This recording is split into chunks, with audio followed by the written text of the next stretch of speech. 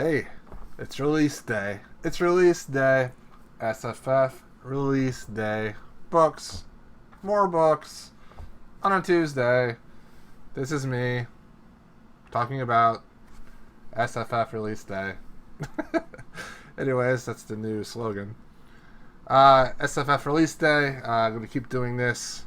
Today we have some books that came out. Some nonfiction books.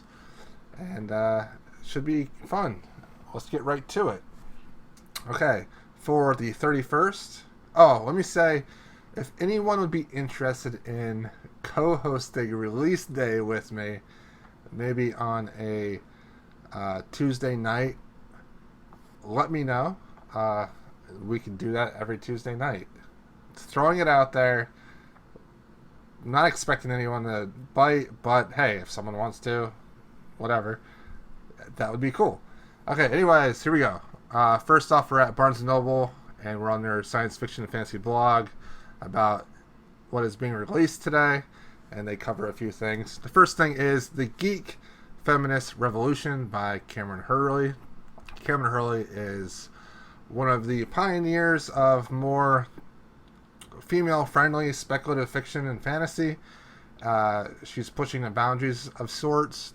I've read one book by her, The Mirror Empire. I had very mixed feelings about it. I thought the actual writing and the world building was good, but the scenes weren't that great. So I'm hoping to check out more by her. But this is a nonfiction book about feminism, and very interesting. Here's the tag. Cameron Hurley won the Hugo Award for Best Related Work in 2014 for her incendiary post, We Have Always Fought. A furious analysis and indictment of the way women have been ill-treated by fantasy tropes. This collection, her first, presents that essential commentary of work alongside a host of essays examining women and geek culture, most of which were first published on her blog. Through nine new pieces are exclusive to the book. It should be though. Wow. Okay. It's an intriguing, provoking assembly covering her tumultuous career as an author and presenting a scathing look at the culture wars ongoing within the geek world. It may change the way you look at sci-fi, fantasy, and fandom forever. This book is important. The reason why I think this book is important, because this is a topic that is being talked about all the time on the internet. It's being talked about on Twitter. It's being talked about on BookTube. It's being talked about on people's blogs. It's being talked about on podcasts. The way women are presented in SFF is changing, and it's changing dramatically, and it's great. I think it's fantastic. I really want to read this. I want to understand more of this issue, understand more of the interesting, the small things about this issue, so that I can talk more intelligently about this issue, so that I then don't offend people when I talk about this issue or when I think about it. I want to think pretty much in the like the mainstream thought, but also have my own thoughts about it as well. Hey Brock, what's up, man? So I definitely want to read this. I think Cameron Hurley is one of the most talked about authors right now as far as women authors. I know some people that have read this. Let's see if they have their reviews up. I know that Bree read this and she liked it, and I know that right now, there we go, that another friend of mine is reading it. Let's see here. Actually, no one has marked it as read. Cameron Hurley. So yeah, I'm looking forward to this. A couple people here gave it 4 stars. Yamini, she is a booktuber. She gave it a 4-star rating. This Peter guy, one of the best essay collections he's ever read. Truly revolutionary. And I've heard good things about it so far. Bree has checked it out, and Chris has checked it out, and they're loving it. They're falling in love with it, and they just like it a lot. I need to check it out too. So I definitely need to put this on my list of books to buy, or at least get from the library. Okay, moving on. We have Neil Gaiman's new nonfiction book, The View from the Cheap Seat, selected nonfiction by Neil Gaiman. The week's other big nonfiction in genre release, the short list of SFF personalities. We'd love to spend an evening chat with, will always include Neil himself, who has proven over and again to be not just a talented fiction writer, but a well-read communicator with a sharp wit and keen insight into the wide variety of subjects. More than 60 of his best nonfiction essays and articles are collected here, encompassing a dizzying wide range of subjects, all written at Gaiman's typically high level, all entertaining and informative. 60 essays in this. Alright, so this is basically Neil talking about a bunch of different things. The View from the Cheap Seats.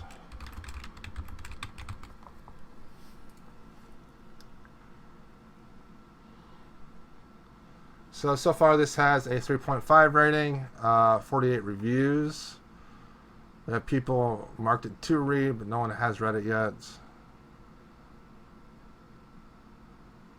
The one thing about Neil Gaiman that, for me personally, makes me a little bit uncomfortable is there are a lot of high accolades for Neil Gaiman, a lot of fans, and I always struggle with reviewing his books because he has so many fans, and I don't want to upset a large group of people, you know? American Gods was just okay to me, but then again, Fragile Things, I just read that recently, his short work, I really like that. So he can do well. Graveyard, the Graveyard book was fantastic. You know, it was one of the best books he's written. Ocean at the End of the Lane was great. I need to read more by him too. But yeah, so if you are a fan of Neil Gaiman, want to read about how he feels about a lot of different things, he's talking about authors, past and present, music, storytelling, comics, bookshops, travel, fairy tales, American inspiration, libraries, ghosts, and everything else. So basically, all of his experiences, writing and being involved with different things. Some people might enjoy that. I think I like Neil Gaiman as a writer more than I like Neil Gaiman as a person. So I'll probably skip this. I find him to be very argumentative when I followed him on Twitter, and that turned me off on his actual personality. So, but people definitely would really like him, or like that book, for sure. Let's see here. Mike Shepard. This is a paperback. Vicky Peterwald, Rebel. This is a third book in a probably a urban fantasy, sci-fi type thing. Shepard returns in his Chris Longknife universe with the third installment of the adventures of Vicky Peterwald, Imperial Duchess Bullbret. I don't even know what that word is. The Vitidus, expert in court politics, and now fully fledged rebel against her stepmother, the Empress. The Vicky books offer a fascinating new perspective on the Longknife universe, but new readers can enjoy it too. Interesting. Vicky Peterwald, Rebel. Let's see if anyone I know has read these. Mike Shepard. This has a 4.24 rating, but only 17 reviews. Science fiction, space opera. No one I know has read this. Joe from Mixed Book Bag liked it quite a bit. She got it from NetGalley.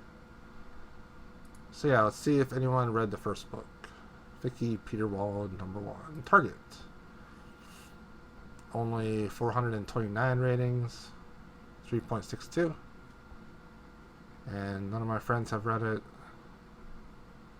So yeah, I'm not really sure what that's about, but yeah.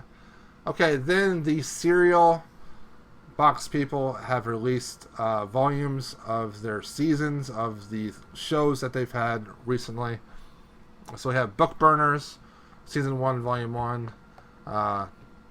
Tremontaine, Season 1, Volume 1. The Witch Who Came In From the Cold, Season 1, Volume 1. I have very mixed feelings about serial novels. Very mixed feelings. Sometimes I think that it's too expensive. Like having $1.99.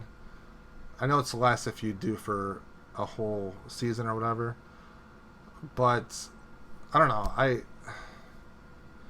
And there's so many different ways to read these, so you can get it from the installments where you pay a certain amount for the subscription for the whole season or for each individual part of the book. And I should say that a different author writes a different part of the book each time. So, for example, Book Burners, created by Max Gladstone and written by Gladstone, Brian Francis Slattery, Murr Lafferty, and Margaret Dunlap. Each one of those authors takes a episode and they then write that episode. I haven't tried this yet. I have some free ones that I got from winning a contest, so I need to check that out. I don't know. A print edition will fall this year. We have the ebook versions. I'm not sure.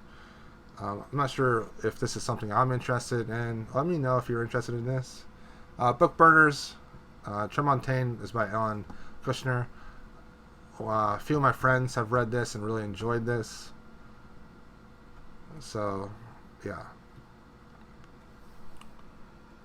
So the first season has been collected in 2 volumes. Does that mean that each one costs $10? Yes. So the first season, Season 1, Volume 1 is $10 for the ebook. And then for the second volume, it's $9. I don't know. I just don't know. The Witch Who Came In From the Cold, which is probably the most popular one of serial novels, serial box.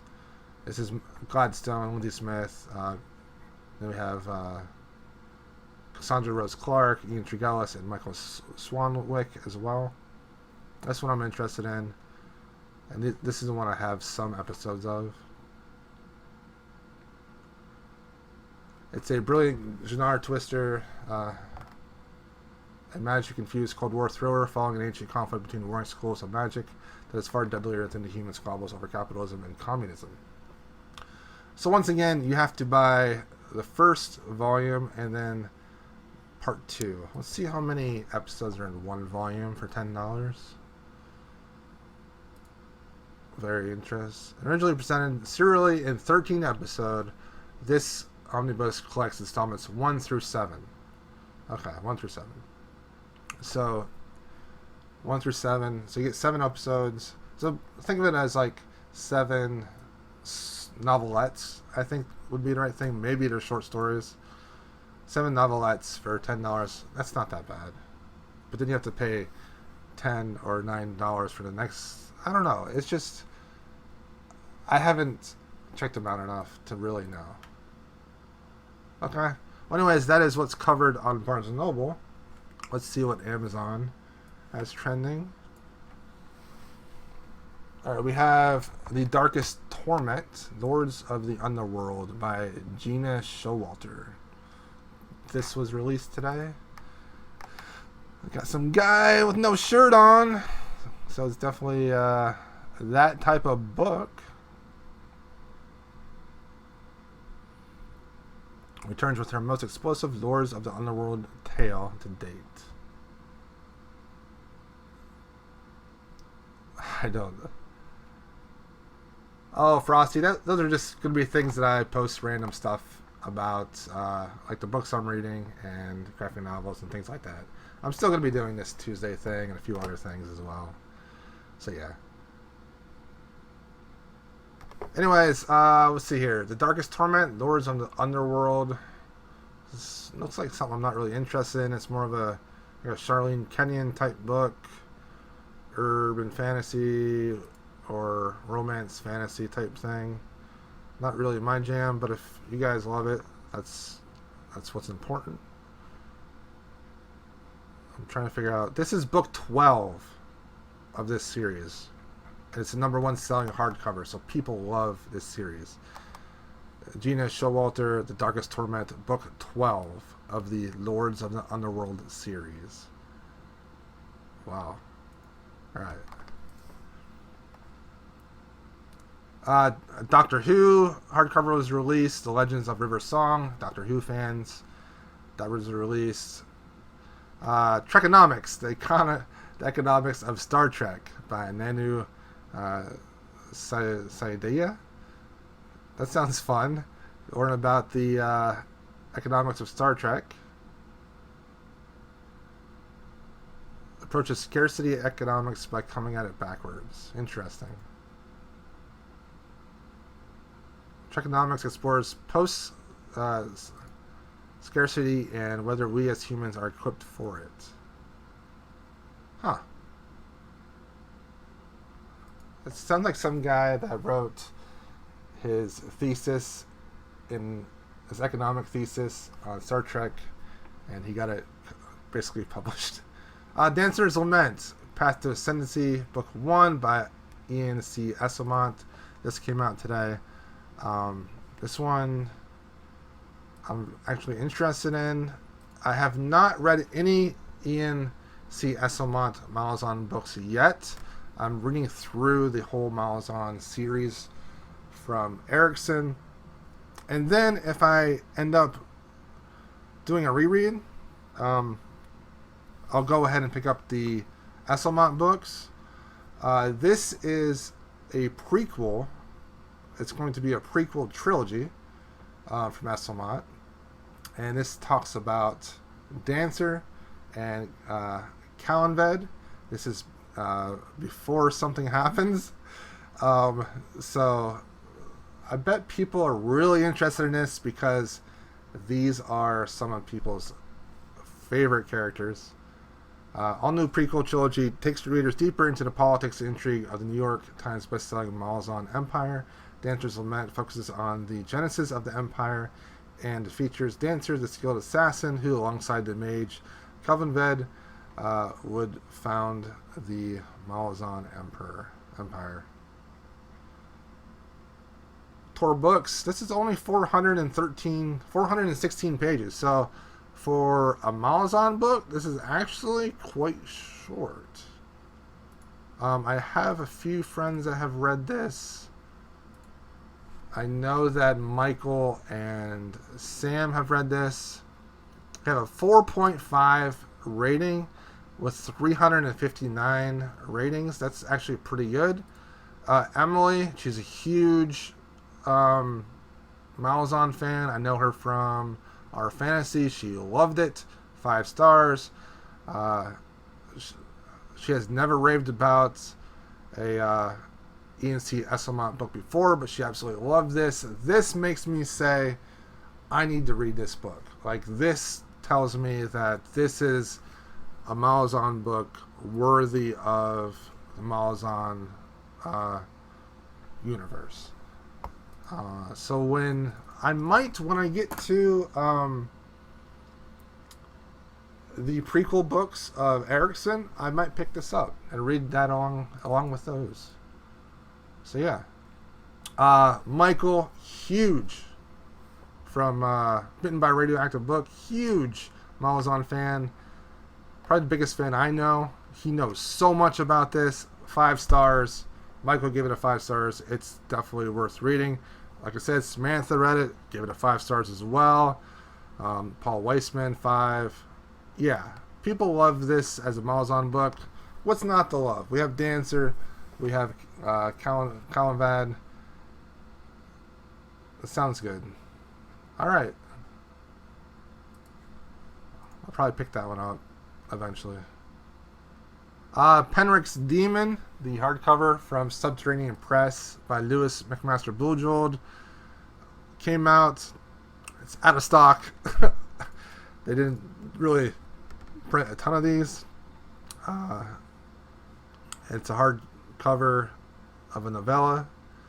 Penrick's Demon is supposed to be an amazing novella. I want to read it. I want to read all of Lewis McMaster's books. I want to read her fantasy books. I want to read her sci-fi books. I want to read all her books. But I just haven't gotten around to it yet. Anyways, Penrick's Demon is about on his way to his betrothal. Young Lord Penrick comes upon a running accident with an elderly lady on the ground, her maidservant and guardsmen distraught. As he approaches to help, he discovers that the lady is a temple divine, servant to the 5 gods of this world. Her avowed god is the B word. Sorry, I don't swear, so. Master of all disasters, out of season, and with her dying breath, she bequeaths her mysterious powers to Penrick. Ooh. From that moment on, Penrick's life is irreversibly changed, and his life is in danger from those who envy or fear him. Rachel Colonnati, she read this. She loved it. I'm pretty sure she ordered this book as well. And 4.3 rating is pretty high with 1,443 ratings. That's really good. This is a 109 page novella. Catherine gave it a 5. Rachel gave it a 5. Nicole gave it a 4. Whoops, excuse me.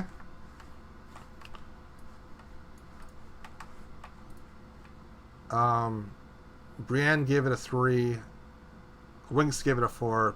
A lot of people that I really respect as reviewers. Althea gave it a 4. Good old-fashioned fantasy that'll leave a smile on your face. Oh yeah. I'm definitely going to want to read that. I might pick up the actual book as well. The Geek Feminist Revolution is on here. Not Dead. I'll skip that one. A Ben Peake novel. I have not read anything by Ben Peake. This came out today. Leviathan's Blood, Book 2 of the Children Trilogy.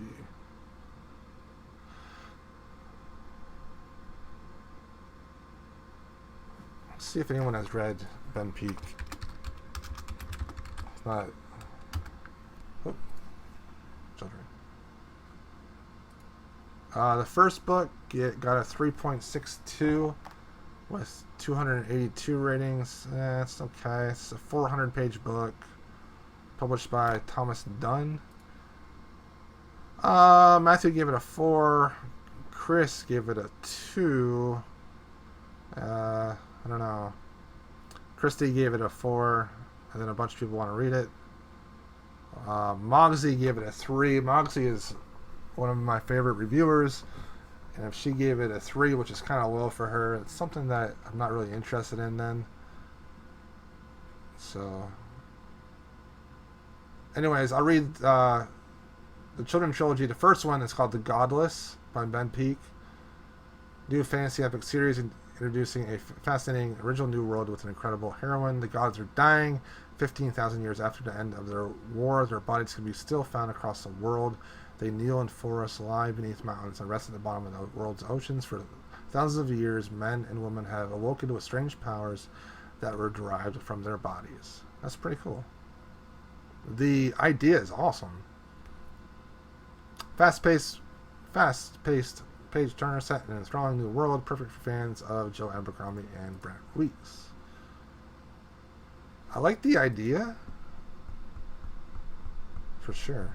The second book has 12 ratings at 4.42. Matthew gave it a 5. Okay, so it got better. Christy, that rated it, the other one, gave it a 5. So they really liked the second book. So that's good. That's good. I don't know. The idea is really cool. Elantris, Spanish edition. Okay then. Artur by Trevor Wren. What's this? What is this? Far in the future, human life has been augmented with clones, machines, and robotoids as central ink. They're going to try to make the King Arthur experiment real by allowing a superhuman robot to escape into the past. Dun dun dun dun dun dun dun dun dun. Doo-doo-doo. 235 pages, hardback. Nope. Okay, let's check out paperback and what came out in paperback today before we move on. Paperback last 30 days, publication date. Diana Gabaldon, her Outlander book came out in paperback, written in my own heart's blood. That's cool. Some manga came out. The End of All Things, the mass market paperback of John Scalzi's book last year. I was really disappointed in that, but the paperback comes out today. A Forgotten Room by Nick and Child, don't know. A Shirlene Kenyon book comes out on paperback. Of course, The Geek Feminist Revolution came out, that's on paperback.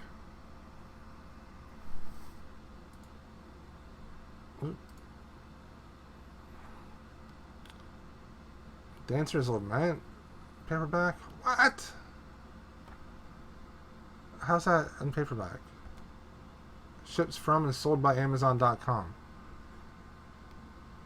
Well, okay then. It looks like you can get the paperback book of Dancer's Lament the same day the hardcover comes out. This is some UK happenings, if I've ever seen it. Okay, I'm all about that. I'm all about paperbacks coming out when hardcovers come out. Fine with me. The Liar's Key, the Mark Lawrence book, the second book in the Red Queen's War, came out today. The Lazarus War Legion by Jamie Sawyer. I've been interested in this whole Lazarus War series. Jeff Wheeler, his paperback came out, The Thief's Daughter. Insomnia, Stephen King, looks like a new edition. Zero World paperback came out by Jason M. Howe. Cemetery. Let's see, any other cool...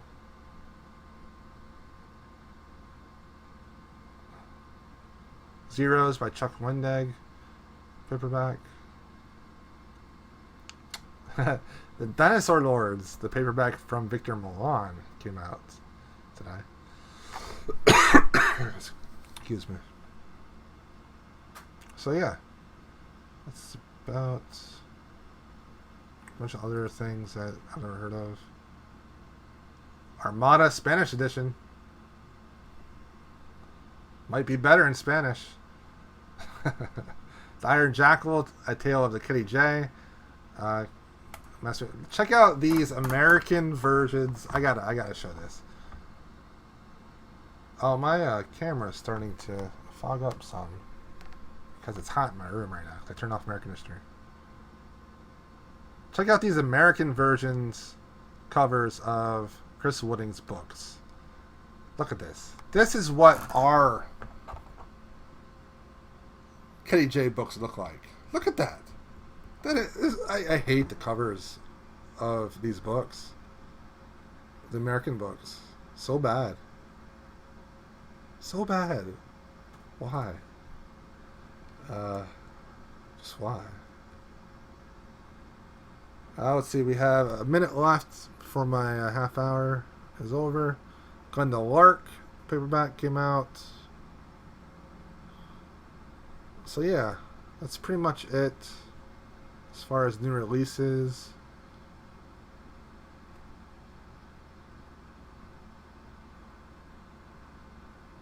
Alright. Once again, if anyone is interested in joining me for the doing this like on a Tuesday night, let me know. We can do it together.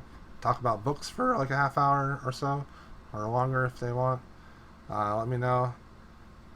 It would be kind of a big commitment, so it's not a big deal if no one responds.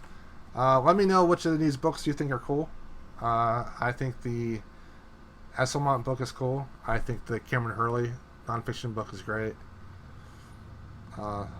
That's about it for me for this week. Alright guys, thanks for watching.